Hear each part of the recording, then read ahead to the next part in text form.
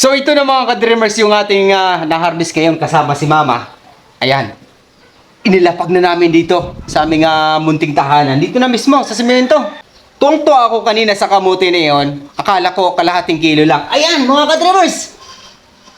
Halos 1 kilo. Ang laki. Ang laki pala talaga nung kamuti na yun. No? Halos 1 kilo. Ayan o. Ayan. Papansinin nyo. Nasa timbangan. Isang guhit na lang, 1 kilo siya mga ka-dreamers.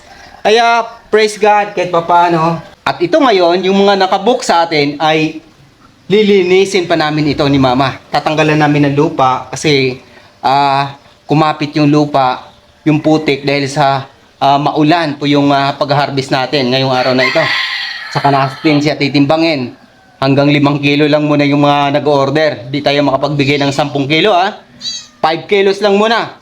Hati-hati tayo para magkaroon po tayo lahat dito sa yung mga nakabook sa Barangay Balacan, Salug, Zamboanga del Norte na halos 100 kilo. Ayan. Yung pusa mga ka-dreamers, nakikigulo rin. Ayan. Gusto rin na magpasikat yung pusa na to. Gustong sumikat. Yan. Yung pusa namin talagang sumasalubong sa amin. Pagaling kami doon sa aming munting sakahan. Yan. Ayan. So, kung baguhan pa kayo sa aking professional account, Dindo Buenasuerte, FB page, Dreams Visions TV, YouTube channel, Dreams Visions TV.